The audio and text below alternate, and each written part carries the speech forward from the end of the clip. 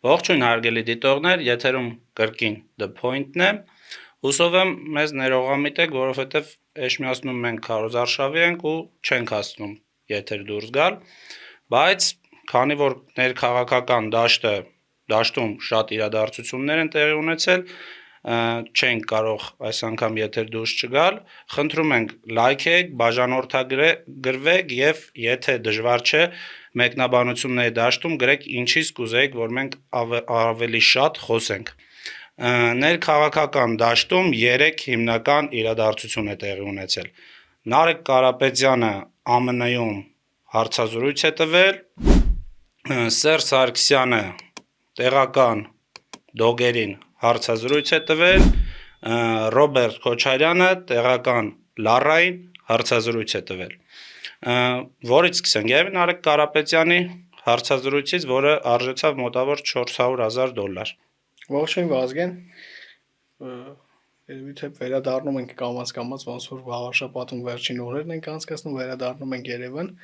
Ես ճիշտ ասած որ ասացի 3 իրադարձություն, ես մտածեցի նկատի ունես Նարեկ Կարապետյանին, Ռոբերտ Քոչարյանին եւ Սերժ Սարգսյանին։ Ոչ թե իրենց տված հարցազրույցներ, այլ անձամբ իրենց նկատի ունես, բայց հարցազրույցներից երևի գնանք, առաջարկում եմ փոքրից մեծ գնանք Նարեկ Կարապետյանի։ Տարիքով փոքրից թե ընտրողների քանակով, ինչ որ ձայների քանակով փոքրից։ Ես կարծում եմ թե սա փոքր են ձայների քանակով։ Մոտավորապես ճիշտ ասած sense բաշխում էի արել Նարեկ Կարապետյան, Ռոբերտ Քոչարյան, Սերժ Սարգսյան, որտեղ Սերժ Սարգսյանը շատ բաներ չի ասել այդ 6 ժամանոց հարցազրույցում, որից մեր հանրությունը տեղյակ չի, չնայած նաև պետքա հիշել, որ Նարեկ Կարապետյանն եւ Ռոբերտ Քոչարյանն էլ չեն ասել այնպես բաներ, որոնք մեր հանրությունը տեղյակ չի, բայց երևի թե կարիք կա, որ անդրադառնանք այդ թեզերին իրենց ասած։ Իդեպ ասացիր, որ իրենք արժեցել է $400,000։ Նարեկ Կարապետյանի հարցազրույցը այստեղ մի քիչ երևի թե իրենց պաշտպանեմ, ասում էին, որ փող չեն տվել այդ հարցազրույցի համար, բայց առնվազն երևի թե ինքնաթիռի տոմս գնել են, հասել են Միացյալ Նահանգներ, ինքնաթիռում նկարվել են, Միացյալ Նահանգներում տեղաշարժվել են, ում հետ ենք հանդիպելու ԱՄՆ-ում, բոլորը մտածում են հեսա Թրամփի կամ Թրամփի կնոջի հետ կամ տղու հետ կհանդիպեն, մի հատ փողով լրագրող։ Համացանցում մի նյութ կար Նարեկ Կարապետյանի եւ Կարլսոնի հարցազրույցից եւ տակը դրված էր հայտնի մուլտֆիլմի հնչյունները Մալիշ E. Կարլսոն եւ գիտես այդ հարցազրույցը որ նայում էի մոտապես այդ նույն ասոցիացիան էր իմ մոտ եւ նաեւ ուզում եմ մի փոքր խոսենք թե ում այդ հարցազրույց տվել Նարեկ Կարապետյանը, որտեղ ով է Նարեկ Կարապետյանը բոլորը գիտեն, ասենք Հեցի սեփականատիրոջ եղբոր տղան է, օրինակ Նարեկ Կարապետյանը Տաշիր գրուպի տնօրենների խորհրդում ինչ որ այտենց Նարեկ Կարապետյանը կրկեսը շատ երկար ժամանակ չսարքող մարդու եղբոր տղան է, բայց այ ով է Կարլսոնը երևի թե հանրության շատ քիչ մաս գիտի։ Ուրեմն Կարլսոնը շատ հարցազրույցներ է վարել այդպես շատ հայտնի մարդկանց հետ, օրինակ այդ հարցազրույցներից մեկը եղել է Դոնալդ Թրամփի հետ, ու հետարքրքիր գիտես որ Թրամփից հետո մոտավորապես Կարլսոնը, ասենք օրինակ Լուկաշենկոյի հետ է հարցազրույց վարել։ Հարցազրույց է վարել այնպիսի մարդկանց հետ, որոնք իրենց մտածողությամբ եւ իրենց աշխարհընկալումով ռուսական քաղաքական գիծը պաշտպանող մարդիկ են։ Թրամփից հետո, Թրամփից հետո եւ ընդ որում Թրամփից հետո Կարլսոնը իր սոցիալական ցանցերում շատ է փնովում Դոնալդ Թրամփին եւ կա տեսակետ, որ ինքը շուտով համադրելու է նաեւ Մասկի թիմը, որ Թրամփի հետ էր, հետո Թրամփի հետ ուղղությունը երևի ճիշտ չհամարեց գնաց առանձին կուսակցություն բացեց։ Ոնց հասկացա Կարլսոնին փողը տամ իմ հետ էլ հարցազրույց կվարի։ Մի քիչ շատ պիտի տանք որ քո հետ վարի երևի դու ամեն դեպքում պակաս տղա եմ Նարեկ Չէ, դու ամեն դեպքում հեծ չունես օրինակ էլի, չես փողով պակաս եմ։ Փողով իհարկե, թե չէ, օրինակ իմ գնահատմամբ աշխարհընկալումով եւ գիտելիքներով շատ ավելի ավելես, որովհետեւ առնվազն եթե չլիներ, օրինակ Նարեկ Կարապետյանը քո հետ բանավիճելու չէր փախչի կամ իրենց թիմից մեկին կհրավիրեին, ասեն տնտեսական թեմաներ։ Ու ընդ որում տնտեսական, ես վերջերս ասել են քաղաքական թեմաներից քո հետ չենք խոսա։ Ճիշտ ասած վերջերս նաև առաջարկել եմ կրոնական թեմայով բանվիճենք, որովհետև չգիտեմ, ինքը օրինակ հավակնում է երևի կաթողիկոսի աթոռի տեղապահությանը, Նիկոլ Փաշինյանը կհամաձայնվի այդ տեղապահությանը Նարեկ Կարապետյանի տեխնացությանը չգիտեմ, բայց օրինակ հավակնում է, որովհետև իր հարցազրույցը միտված էր դրան եւ հարցազրույցից երկու թեզ առանձնացնեմ ու դրան անդրադառնանք։ Առաջինը վերաբերում էր հայոց ցեղասպանությանը եւ գիտես ինչ, այսպեսի մի շատ ուղիղ մեկնաբանությունը չեմ կարող ասել այդպես էր թե չէ, բայց իմ մոտ տպավորությունը դա էր, որ այդ մարդը էր ասում։ Ասում է Օսմանյան կայսրությունում թուրքերը գնացել են հայերի մոտ, հայկական գավառները, հայկական օջախները եւ ասել են, եթե դուք չեք ընդունում իսլամ, մենք ձեզ ցեղասպանելու ենք։ Այ մարդ ասում ես ինչքան գիրք եմ կարդացել ցեղասպանության վերաբերյալ, ինչքան ուսումնասիրել եմ, ինչքան ֆիլմեր եմ նայել նույնիսկ երբեք նման ինչ որ արտահայտություն կամ կոնկրետ ձևակերպում չեմ հանդիպել։ Կարլսոնին էր ասում։ Հա։ Ընդ որում գիտես ոնց որ կարող է նման բան լիներ արդյոք ցեղասպանության արդյոք թեզերից մեկը կարող էր դա լինել, բնականաբար կարող է լինել, բայց բոլորից պարզ է որ դա քաղաքական ենթատեքստ է ունեցել, աշխարհաքաղաքական ենթատեքստ է ունեցել, այդտեղ այլ խաղացողներ են ներկայացել։ Իրանց հայրենիքի կողմից ուղղորդված է եղել։ Այսինքն այս գիտես խորը չնայել այդ ամեն ինչին կա մենք այն հասարակությունն ենք որ հա կարելի ասել օրինակ կրոնական եւ բոլորը կասեն բրավո Նարեկին տեսեք այն բանով էլ դնում են օրինակ տակից խոսացող հաստ ձայն են դնում որ ինքը տեսեք ինչ մելախոհիկ բան է ասում բայց առաջարկում նաև օրինակ Նարեկ Կարապետյանը պատասխանի թե Ռուսաստանը ինչ դերակատարում եւ ինչ կապ է ունեցել հայոց ցեղասպանության մեջ կարող է իրենց ձևով անդրադառնան դրան օրինակ ես իրենց մարտահրավեր եմ նետում ասեք թե Ռուսաստանը ինչ կապ է ունեցել ինչ դերակատարում է ունեցել ցեղասպանության մեջ եւ ինչ խոստումներ է տվել հայերին եւ հետո ինչպես է Ռուսաստանը ձեր ձևով կամ իրենց ձևով գցել հայերին Այստեղ եթե քեզ պատասխաներ Ռոբերտ Քոչարյանը կասեր Ռուսաստանը 1915 թվականի օգոստոսի կեսերին ուզում էր կանգնեցնել ցեղասպանությունը հայերը չհամաձայնվեցին որ կանգնեցնի ցեղասպանությունը տենց կպատասխաներ Ռոբերտ Քոչարյանը մոտավոր այդ տենց մի հատ բան էլ իր հարցազրույցի մեջ ասեց եւ երկրորդ թեզը ի դեպ մեր ձևովի չգիտեմ ինչ ոնց կոչենք լավ հոպարի սիրելի տղայից երկրորդ թեզը ի դեպ ասաց որ նույն կրոնական հողի վրա է եղել Ադրբեջանից հայերին դուրս բերելը ընդ որում չօգտագործեց օրինակ կարելի է օգտագործել էթնիկ զտում օրինակ չգիտեմ տեղահանում եթե ինքը այդ տրամաբանության մեջ է էլի որովհետեւ այստեղ էլ պիտի խորանանք թե Ռուսաստանը ինչ դերակատարում ունեցավ օրինակ Նարեկ Կարապետյանին հետաքրքիր է թե Ռուսաստանի անձնագիրը պատրած Լեռնային Ղարաբաղում պատրած Ռուբեն Վարդանյանը ինչու հայտնվեց Բաքվի բանտում կարող է այդ հարցի պատասխանը տալ քաղաքական պատասխանը այստեղ էլ Ռուսաստանի ընդ որում Նարեկ Կարապետյանին շատ լավ պատասխանեց Ադրբեջանի ԱԳ նախարարը Բայրամովը որ ասաց որ ռուսական խաղաղապահ զորքերը տեղյակ են եղել այն ամեն ինչի մասին ինչ պետք է լիներ հիմա այս հարցերին պատասխանելու են մեր հասարակության մեջ թե կարելի ասել որ ինչա Հայաստանի Հանրապետությունը ասում էր Լեռնային Ղարաբաղի ժողովրդին դուրս եկեք Լեռնային Ղարաբաղից Մի հատ կողմնորոշվեք տղերք մեկ Նիկոլ Փաշինյանին մեղադրում էիք որ չխառնվեց այդ պատերազմի մեջ չկանխեց իսկ մենք կարող ենք ասել թե օրինակ մենք ինչի մեջ ենք մեղադրում եւ մենք որտեղ ենք տեսնում օրինակ ճիշտ քայլերը մենք այդ ընկալումը մենք չունենք այդ օրինակ ճնշումը մեր վրա եւ մենք կարող ենք ճշմարտության մասին խոսել դուք կարող եք խոսել թե Ռուսաստանի Դաշնությունը ինչ դերակատարում է ունեցել օրինակ ինչու են գիտես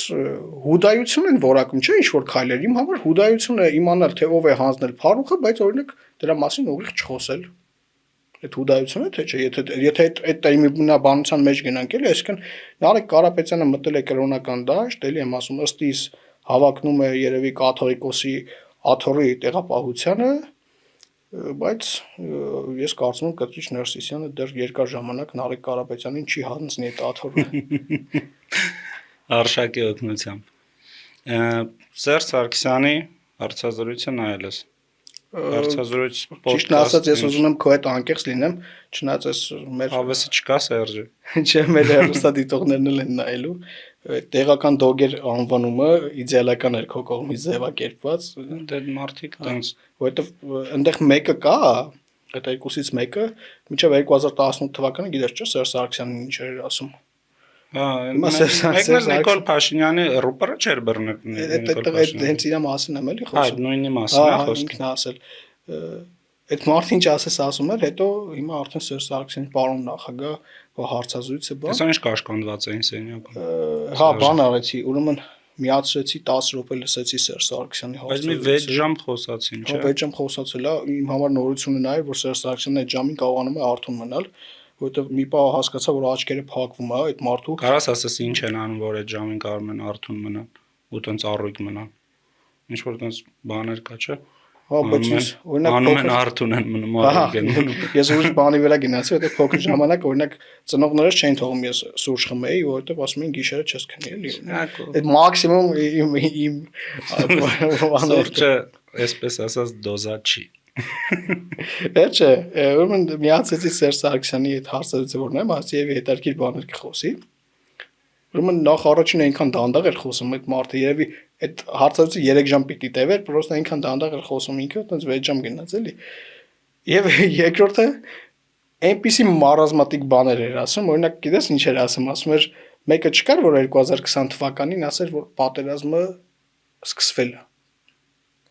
Ասում եմ, այ մարդ, լսում եմ մեկը հիշում Այսինքն, հա լսի, դա ինչ-որ արտահայտություն արել։ Լսում եմ եկել հիշում եմ, որ 2018 թվականին ախր, մեկը չէ, էլի, կարող տենց մեկը։ 2018 թվականին օրինակ Սերժ Սարգսյան անունով մարդ կար, ազգային ժողովի ամբիոնից ասում էր, բանակցությունները կարելի ասել մտել են փակուղի,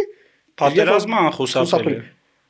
Հիմա ասում եմ 2020 թվականին մեկը չկար ասեր, այսինքն ամեն տարի մեկը պիտի ասեր, հա, որ այդ բանակցությունները փակվում են, հա։ Իրականում Սերժինը ամենաերկրն էր ու ամենաձանձրալին էր։ Իսկ այ Ռոբերտ Քոչարյանին ու Լարայինը Զգացիր որ Ռոբերտ Քոչյանը Լարա էր դիմում։ Լարա, չէ։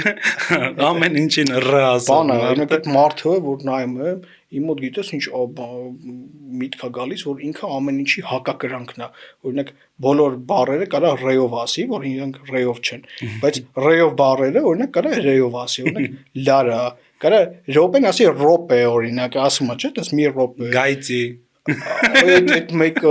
այդ գիտես բանը դեմքեն ոչ թե ռուսական այդն մեկ կան չէ մեր հասարակության մեջ մարդիկ ասում են ռուսական կրթություն ունի այտենց է էլի ասում ու հասկանում ես Ռոբերտ Քոչյանը կրթությունը չի ռուսական ինքն է ռուսական որովհետև գայիցի գ եւ ց բառը հայիթի բառում ասելու համար պիտի ներսից այդ գա այդ ռուսականությունը հա պիտի դες կարողանաս այդ ասել հիմա այտենց ինչքան մտածեմ չեմ կարա իր նման ասեմ Իդեպ իր ամբողջ հարցազրույցն էլ նվիրված էր նոյեմբերի 9-ին։ Նոյեմբերի 9-ին էլ տվել էր այդ հարցազրույցը, բայց Ռոբերտ Քոչյանը անցածնել Պուտինի ծնունդի օրը չէր տվել։ Այդպես որ բաներ ավել ինքը հավաքում օրինակ հատուկ ինձ թվում է իր բանի մեջ կալենդարի օրինակ մեր մոտ տներում կա չէ որ կարմիրով նշված է ինչ որ տոն օրեր է օրինակ չգիտեմ դեկտեմբերի 31-ը նոր տարին է ինձ թվում է Ռոբերտ Քոչյանի մոտ բանն է նոյեմբերի 9-ն է կարմիրով Պուտինի ծնունդն է կարմիրով Ռուսաստանի Դաշնության օրը կարա կարմիրով լինի ու ինքը անդադ այդ օրերը Լարային փորձում է հարցազրույցներ տալ Իդեպ Լարան միակ մարդն է որ երևի ավելի համաձայն է Ռոբերտ Քոչարյանի հետ, քան հենց Ռոբերտ Քոչարյանը։ Չէ, այդպես մեկն էլ կա անկեղծ ասած երևի։ Հիմա ճաղատ մեկը կա է, պատտվում է ամբողջ օրը Էջմիածնի փողոցներում։ Հա, այդ լավ է դրան, լավ է թե արի մա թողեն դրան վերջում մի թեթև կխոսանք էլ Էջմիածնի։ Գանք Քոչարյանին։ Ախի հիշացրեցի դրան։ Քանի որ դու էլ պատերազմի մասնակից մարդ ես, նաև վիրավորում ես ստացել Գիտեմ որ հիմա ինձ այս ասացիցս հետո դրսում քննադատելու ես որ ես ասացի եթերում բայց ամեն դեպքում ինչի Դե որ տենց է դու էլ ես պատերազմի մասնակից ես էլ եմ ասում որ դու էլ ես պատերազմի մասնակից Այ ասում է երրորդ օրը հասկացա որ մենք պարտվում ենք ասում է երկրորդ օրը գնացի Լեռնային Ղարաբաղ Ստեփանակերտ որ արի ֆիքսանք էլի որտեղ շատ կարող է ինքը ուրա գնացել երկրորդ օրը գնացել Ստեփանակերտ երրորդ օրը Ստեփանակերտում հասկացել որ մենք պարտվում ենք Օրինակ չգիտեմ էլի Ստեփանակերտում հասկանալու համար որ մենք պարտվում ենք երրորդ օրը անհնար էր իմ կարծիքով Մանավանդ որ Արայք Հարությունյանի հետ օրինակ հանդիպումը ուզում չի հանդիպել Արայք ըստ իրա էլի նայ այդ բանը երրորդ օրը հասկանալը անհնար էր որովհետև Ստեփանակերտում պարտվելու համար հասկանալը առնվազն պետք է երևի նոյեմբերի սկզբին լիներ որ արդեն նաև Ստեփանակերտի վրա հարձակում կար Բայց երրորդ օրը հասկանալ որ պարտ լավ, այսինքն հոկտեմբերի 27-ից հետո չէր հասկացել, որ մենք պարտվելու ենք այս պատերազմում։ Այդ գույք պարտքի դիմացից հետո էլ չէր հասկացել, որ մենք պարտվելու ենք այս պատերազմում։ Որ մարդիկ իրենց տները ծախում էին Քոչարյանի օրոք, որ լքեին այս երկիրը, չէր հասկացել, որ պարտվում ենք այս պատերազմում։ որ չգիտեմ, օրինակ Արամի փողոցից մարդկանց ծեծելով հանում էին, որ Հյուսային պողոտա կառուցեին, այդ ժամանակ չէին հասկանում, որ մենք պարտվելու ենք պատերազմում։ Դե դժվար է հասկանում, էլի կարող է։ Ասենք, երբ որ ընդ որում նայ, գիտես, երբ պետք էր հասկանալ, որ մենք պարտվում ենք այս պատերազմում, երբ որ Թշնամու երկրում Բաքու, Ջեյհան նավթամուղ էր կառուցվում արևմտյան կապիտալով, քո երկրում աննախադեպ հյուրանոցների եւ սաունաների շինարարություն էր։ Գիտես, այդ ժամանակ պետք է հասկանալ, որ պարտվում ենք պատերազմում, եւ այդ ժամանակ Քոչարյանն ասում է, ես կարող էի այնպես անել, որ պատերազմը այդ ընթացքը չունենար։ Ռոբերտ Քոչարյան, դու ամեն ինչ արել ես, որ պատերազմը այդ ելքը եւ այդ արդյունքը ունենալ, ում ինչ ես եկել խապում հիմա։ Կարող ավելի վատ արդյունքի է սպասել, բայց էս է ստացվել։ Էս է ստացվել, իսկ ինձ սպասում են, որ եւի Հայաստանի Հանրապետությունն էլ պիտի ներքաշվեր այդ պատերազմի մեջ։ Լավ, հիմա այն հոպարի տղային տված հարցը նաեւ ձեզ եմ ուղղում։ Ասենք, կարա այդ թիմից ինչ որ մեկը պատասխանի, ո՞նց է եղել, որ անօթաչու թռչող սարքը հայտնվել էր օրինակ Աբովյանի երկնքում։ Այդ փաստա չէ։ Դե սենց Այդ հայ-ռուսա, այդ իրենց գովերքած Ռուսաստանը ուր էր այդ հակաօթային պաշտպանությունը։ Կար թե չկար։ Սենց մի միտք էլ ասեց, որ ասեց բանակը գլխատվում էր, որովհետև գեներալիտետը համարվում էին կոռուպցիոներ, համարվում էին դավաճան, եսիմի ինչ, գեներալիտետին լրիվ հեռացնում էին բանակից, պրոֆեսիոնալ կադրեր չկային, դրա համար մենք պարտվեցինք պատերազմում։ Սենց շատ եմ մտածել այս ասացի շուրջ, բայց եթե ինչ-որ չափով ընդունենք, թեկուզ որ բանակը պրոֆեսիոնալ կադրեր չկային, պրոֆեսիոնալ գեներալներ չկային, չնայած ով ծառայել է կիմանա, որ պրոֆեսիոնալ կադրերի սով է եղել բոլոր ժամանակներում Ռոբերտ Քոչարյանի կառավարման տարիներից սկսած, բայց եթե մի բան ընդունենք, որ պրոֆեսիոնալ գեներալներ չկային, բայց պետք է Ռոբերտ Քոչարյանը խոստովանի, որ իր կառավարության տարիներին Ադրբեջանի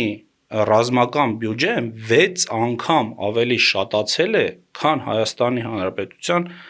ռազմական բյուջեն։ Այսինքն, եթե անգամ պրոֆեսիոնալ գեներալներ կային բանակում, այդ նույն բանն է, ոնց որ նոր լավ վարորդին նստածնես սովետական Ժիգուլ ուղեկին ու ասես սպորտ քարի հետ ինչ որ մրցակցի։ Ադրբեջանը իր բանակը նմանացրել էր սպորտ քարի, իսկ հայկական բանակը Ռոբերտ Քոչարյանի կառավարման տարիներից սկսած լրիվ դարել էր սովետական Ժիգուլի։ Ում ուզում ես այդ բանակի ղեկին նստացրու մեկը չի կարա այդ Ժիգուլին մրցակցի այդ սպորտ քարի հետ։ Նախ, բայց նաև այդ բանակում այդ գեներալներին, որ բողոքում են էլի, ճիշտն ասած, դες բողոքում աչա ինքը, այդ գեներալներին իրանք չեն հաճացրել իրանք։ Դե հա անկեղծության պետք է ասենք էլի, այդ ով չգիտի, որ մարդիկ ուզում են դառնային զորամասի հրամանատար, որ խոզ պահեին, ֆերմա ունենային խոզերի։ Մարդիկ ուզում են դառնային գեներալ, որ 10 հոգի զորամասի հրամանատար ունենային իրանց ենթակայության տակ, ովքեր խոզի ֆերմա ունեն։ Ուսեն շարունակ, այդ ով չգիտի դրա մասին։ Հայաստանի Հանրապետությունում այդ բանից այդ ուրեմն ոչ միայն այդ զորամասի ղեկավարն էր խոզ պահում, այն մնացածն էին խոզ պահում էլի, այդ զորամասում որ աշխատում էր։ Դե դա գաղտնիք չէ էլի։ Գիտես, զորամասը պիտի ծառայեր ինչին, օրինակ Սահմանների անվտանգություն։ Բայց իրանք են չէ հաճացրել այդ ամեն ինչ, իրանք են բերել հասցրել։ Ես դրա համար եմ ասում, ասենք երբ որ կետում է հասկացել, որ պարտվում ենք, մենակ այդ օրն է հասկացել, որ պարտվում ենք, հա։ Չէ, այս մարդու հարցազրույցը, այս մարդու հարցազրույցի արձագանքները ամեն ինչ վկայում է այն մասին, որ Ռոբերտ Քոչարյանի պիկը եղել է 2021 թվականի ընտրությունները։ Ու հանուն արդարության ասենք, բոլոր ժամանակների ընտրություններում Ռոբերտ Քոչարյանի պիկը եղել է 2021 թվականի ընտրությունները։ Հանուն արդարության ասենք, որ Ռոբերտ Քոչարյանը արդար ընտրություններով Հայաստանի Հանրապետությունում հավաքել է 21%, այդ 21%-ը արդար ընտրություններով հավաքած իր ձայներն է, բայց այդտեղ էլ գիտես խնդիրը որն է, որ իրենք գողացել են լիքը մարդկանց էմոցիաներ ուղղակի այդ պահին։ Հա, դե այդ էմոցիաների վրա խաղալով իրանք ընդհանրապես իրանք լավ չեմ խորհուրդ տա, բայց մի հատ փոքր խորհուրդ տամ, էլի իրանք այդ ռազմավարությունը շատ սխալ է, որովհետև 2021 պատերազմից հետո թվականի պատերազմը 20 թվականի պատերազմից հետո 21 թվականի ընտրություններին ասել, որ Նիկոլ Փաշինյանը դավաճանա, Նիկոլ Փաշինյանը պարտված ղեկավար է, Նիկոլ Փաշինյանը պետքա գնա, պետքա գանք մենք, ու դրանից հետո հավաքել 21%, հետո 26 թվականի ընտրություններին պատրաստվել նույն թեզերով, այս աբսուրդ է, էլի, որովհետև 21 թվականին արդեն մարդիկ գնացի ընտրել են Նիկոլ Փաշինյանին, Նիկոլ Փաշինյանը դառել է վարչապետ, նույն թեզը ասես, 26 թվականին հավաքելու ես 11% էլ չես հավաքելու, այլ ավելի քիչ ես հավաքելու։ Դուք լքեք քաղաքական դաշտը, սիրելիներս, լքեք քաղաքական դաշտը, թողան առողջ ուժեր քաղաքական դաշտում, թող լինի առողջ կառուցողական ընդդիմություն քաղաքական դաշտում, առողջ կառուցողական իշխանություն, իրար հետ աշխատելով այս երկրի տնտեսությունը ոտքի կանգնացնեն։ Այս երկրին թռիչքավձև տնտեսական աճ է պետք, թռիչքաձև, մենակ թռիչքաձև տնտեսական աճի դեպքում մենք կարանք ունենանք նորմալ բանակ, ժամանակակից տեխնոլոգիաներով հագեցած բանակ, որ այս բանակի դեմ անգամ Ադրբեջանը չմտածի, որ պատերազմի,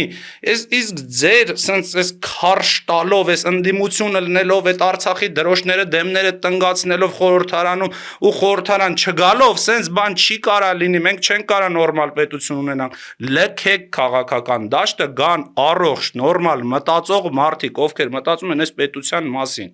ներվայնացա։ Մի ջղայնացի, շատ ճիշտ ես ասում, ուրեմն բանը եւս մի շեդևր ունի, ասաց, որ նոյեմբերի 9-ի փաստաթղթի 9-րդ կետը հավասարազոր է Միացյալ Նահանգների հետ ստորագրած փաստաթղթին 1 եւ շարունակությամբ ասաց, եթե ես լինեի օրինակ ղեկավար, ասաց, բան կանեի, կառաջարկեի եւս մեկ փաստաթուղթ ստորագրենք, որտեղ երաշխավորությունը կամրագրվեր, բայց հայ-ամերիկյան եւ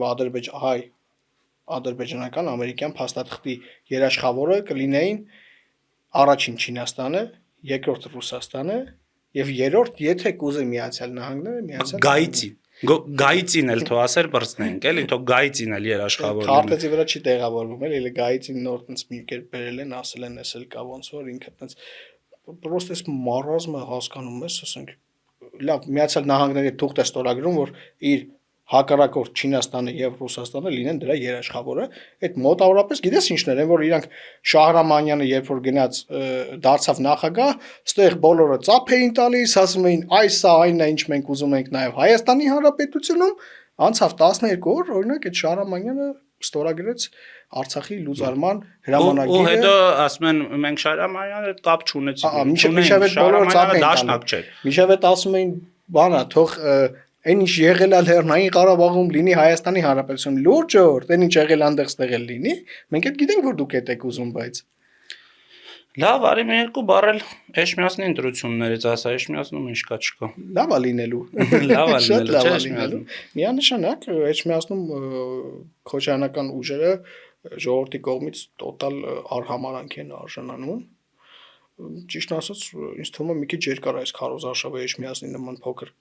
քաղաքներում եւ ժողովուրդը արդեն սկսում է հոգնել այդ քարոզարշավային, բայց բան չմնաց երկու օր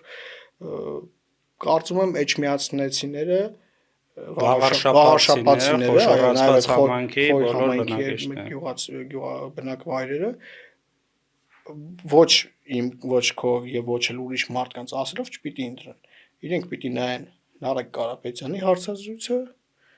Սերժ Սարգսյանի հարցազրույցը եւ Ռոբերտ Քոչյանի հարցազրույցը։ Ավել բան պետք չի անել։ Նայել այդ երեքի հարցազրույցը եւ հասկանալ։ Իրենք ուզում են, որ Սևակ Խաչատրյաններն ու Թևանյան Անդոները կան իշխանության, թե ուզում են այս երկիրը դնեն այնպիսի ուղու վրա, իսկ դրա միջոցը կա, որ այս երկիրը գոնե կամած գնա դեպի զարգացում։ Ասում դրա միջոցը կա, վաղաշապատցիները դա շատ լավ գիտեն, այս մենք անդադ փողոցներում ենք շփվում, ենք հասկանում ենք այդ մարդիկ ինչ են ասում, բայց նաև կոչս իրենց, որ միայն այդ փողոցներում խոսացածը չմնա, էլի, այսինքն այնպես չլինի, որ մենք տեսանք, խոսացինք, լավ բան էին ասում, իրենք անելիք ունեն եւ ամենամեծ անելիքն ունեն իրենք։ Իրենք պիտի գնան ընտրատեղամաս ընտրելու։ Հա, Էջմիածնում ես ավելին վստահ եմ, տեսեք այսօր ընտրություններին հələ 4 օր կա։ Ես ավելին վստահ եմ, որ Էջմիածնեցիները ճիշտ վաղարշապատցիները ճիշտ ընտրություն են կատարելու։ Քոչարյանական 2-3 առնվազն 3 կոնկրետ քոչարյանական ուժեր կան, որ մասնակցում են Էջմիածնի ընտրություններին, ձախողվելու են, միանշանակ ձախողվելու են։ Մենք հավաքելու ենք շատ լավ քվե, մաքսիմում շատ, մենք գնում ենք հաղթանակի ու առնվազն անլուրջ կլինի, որ քաղաքական ուժը մտնի ընտրապայքարի մեջ ու հաղթանակի չգնա։ Մենք գնում ենք հաղթանակի, հավաքելու ենք մաքսիմալ քվե, ընտրություններից հետո էլի մի հատ իրար հետ կգանք ստեպ պոդկաստ կանենք, ընտրությունների հաջորդ օրվանից սկսած Ռոբերտ Քոչարյանի, Սերժ Սարգսյանի, Վլադիմիր Պուտինի մեր ձևովների խաթր հենց իրանց ինադու հաջորդ օրվանից սկսած պատրաստելու ենք 2026 թվականի ընտրություններին ու 2026 թվականի ընտրություններին ավելի լավ արդյունք են գրանցելու, քան Էջմիածնի ընտրություններում։ Ու Էջմիածնի ընտրությունների արդյունքները իրար հետ ստե կամփոփենք 5 օր հետո։ Ես կարծում եմ մեր հայրենակիցները, իսկ մեր ժողովրդին միշտ նմանատիպ Քոչարյանները, Սերժերը եւ դրսից եկած փողով մարդիկ չինական Իվանիշվիլիները։ Փորձել են, գիտես, ժողովրդին անընդհատ նայել են որպես մատերիալ եւ փորձել են փողով գնել իրենց, բայց ես իրենց հիասթափեցնեմ, մեր ժողովուրդը լավ հասկացող ժողովուրդ է, աշխարհի ամենալավ ժողովուրդն է մեր ժողովուրդը եւ 26 թվականին վերջ է դրվելու այս հետընթացին, որը որ մեր ոտից sense քաշում են անընդհատ մեզ ու ուզում են մենք հետընթաց ունենանք, չի լինելու։ Այդ 2026-ի խորհրդարանն էլ հիշի, լինելու է կառուցողական, աշխատող խորհրդարան, չի լինելու դրոշներ տնկող, բայց գործի չեկող, ժողովրդի հաշվին էլ փող ստացող խորհրդարան։ Աբսուրդը նա է, որ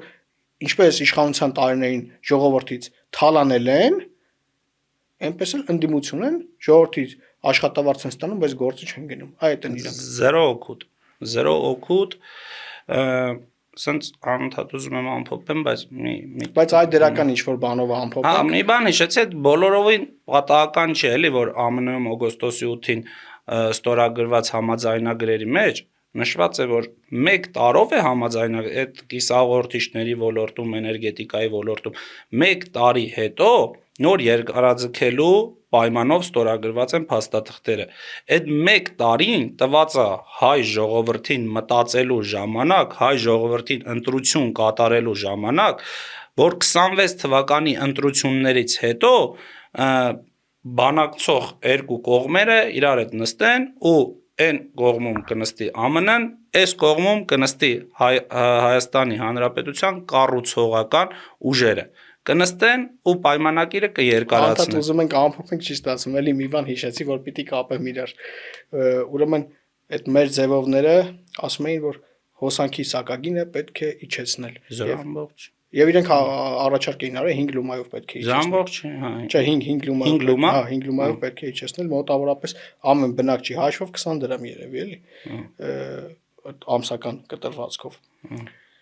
Դա եւ Ռոբերտ Քոչարյանը ասում է, որ եթե ընդ որում շատ ուղիղ կապ ունի այս երկու արտահայտությունները իրար հետ։ Ասում է, եթե օգոստոսի 8-ին կնքված պայմանագիրը ճանապարհ չի բացելու Իրանից եւ Ռուսաստանից Հայաստան եկող բեռների կամ ճանապարհների մասով, դա օգուտ չի տալու, ոչ մի զրո օգուտ է ունենալու։ Ես ինչքան հիշում եմ, EBRD-ն էր հաշվել, որ 50 միլիարդ տարեկան ապրանքաշրջան, հասկանում եք, այս Հայաստանի բյուջեն 4 միլիարդ է։ 50 միլիարդի ապրանքաշրջանառություն է լինելու այդ միջին միջանցքով տարեկան, եւ դա դեռ նախնական հաշվարկներով մենք գիտենք, որ աշխարհը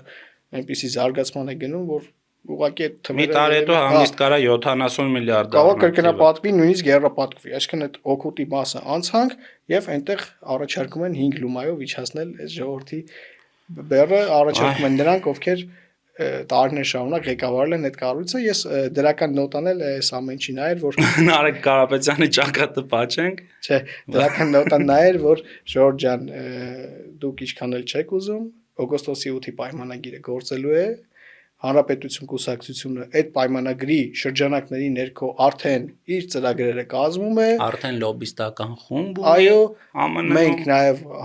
հիմա խոսում ենք, որպեսզի Amazon-ը 26 թվականի ընտրություններից հետո գնացեք ու տրակեք։ Մենք խոսում ենք, որ այդ կիսահաղորդիչների ոլորտում այստեղ նաև գործարան ենք ուզում Արարատյան դաշտի մասով, որ ներկայացրել ենք մի բան արհեստական բանականության սերվերները եւ մենք անընդհատ խոսք եմ տալիս ես օրինակ այսօրվանից, որ այդ համախումբին պատասխանելու եմ մեր առաջարկներով, մենք անընդհատ այնպիսի ծրագրային առաջարկներ ենք անելու, որ ձեր առաջարկները երևալու են այդ առաջարկների դիմաց ոչինչ։ Դե հիմա գնացեք տեղավորվեք նոյեմբերի 9-ով բերեք առաջարկներ արեք այս պետությանն ու այս ժողովրդին, մենք էլ օգոստոսի 8-ով։ Եկեք գաղափարական այս դաշտում կռվենք։ Թողում եմ, տեսեք չեմ ասում դուք Թալանչի եք, Կաշառակեր եք, Վարդանիկ եք, այս եկեն եք, չեմ ասում եկեք դուք նոյեմբերի 9-ով առաջարկներ արեք, մենք օգոստոսի 8-ով։ Մեր ժողովուրդը գնահատական կտա, Ժորժ ջան, վերջապես գաղափարական բանավեճ կունենանք, որն ավելի լավ է։ Այս առաջարկը թե այն առաջարկը։ Բայց քանի որ դուք